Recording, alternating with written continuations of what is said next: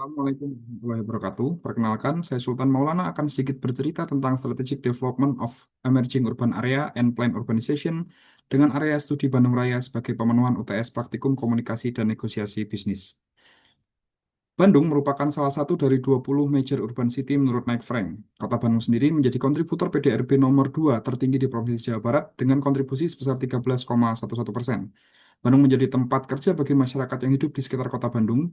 Fenomena komuter ini pernah diangkat beberapa kali di beberapa kajian Putra et al. Pada tahun 2019, dengan judul Measuring Commuting Statistics in Indonesia Using Mobile Positioning Data menunjukkan 69,23% orang yang bekerja di kota Bandung adalah orang yang tinggal di luar kota Bandung. Apa alasan bagi masyarakat untuk melakukan komuter? Alasan pertama adalah pekerjaan. Alasan lain adalah tersedianya fasilitas pendidikan, kesehatan, dan tersedianya pusat hiburan di tengah kota Bandung. Lalu bagaimana dampak adanya kegiatan komuter dan urbanisasi di kota Bandung? Setidaknya Bandung menghadapi permasalahan yang bersumber dari dua hal. Sumber pertama adalah kegiatan komuter yang mana menimbulkan kemacetan dan juga kualitas udara yang buruk sebagai dampak polusi penggunaan kendaraan oleh para pekerja komuter. Dampak kedua adalah karena aktivitas urbanisasi yang tidak diimbangi dengan perencanaan kota yang memadai sehingga memunculkan kawasan kumuh dan hunian yang tidak layak, harga properti yang mahal, serta juga masalah persampahan yang tidak pernah selesai. Sebenarnya fenomena serupa pernah terjadi di Jepang, khususnya di area Tokyo dan sekitarnya, dan Jepang berhasil menanganinya dengan baik menggunakan Transit Oriented Development atau yang disingkat dengan TOD.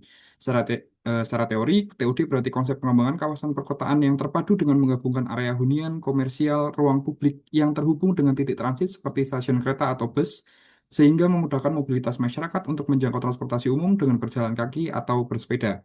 Fungsi penerapan TOD diantaranya adalah mengurangi konsentrasi penduduk di wilayah perkotaan, mengurangi kemacetan, mengurangi polusi udara dan dampak yang ditimbulkan oleh penggunaan kendaraan pribadi, serta meningkatkan lingkungan kerja dan tempat tinggal dengan pembentukan dan pengaturan fungsi perkotaan yang sistematis. Jepang juga melakukan kebijakan land readjustment untuk mendukung penerapan TOD. Apakah strategi di Jepang dapat diterapkan di Bandung saat ini? Ya, sampai sekarang Jepang terus menggunakan prinsip TOD dalam pengembangan kawasan urban seperti yang terjadi di area Takanawa, Shinagawa, maupun area lainnya. Implikasi kebijakan yang dapat diterapkan adalah kerjasama antara pemerintah pusat, daerah, BUMN, dan juga sektor swasta untuk membangun konektivitas daerah asal dan daerah tujuan para pekerja komuter. Langkah pengembangan yang perlu diambil secara step by step adalah yang pertama menganalisa dan menentukan lokasi simpul pergerakan yang akan dipilih sebagai pusat TOD. Kemudian yang kedua adalah menentukan opsi transportasi yang memungkinkan. Yang ketiga mengintegrasikan area hunian, fasilitas kesehatan, pendidikan, dan perkantoran.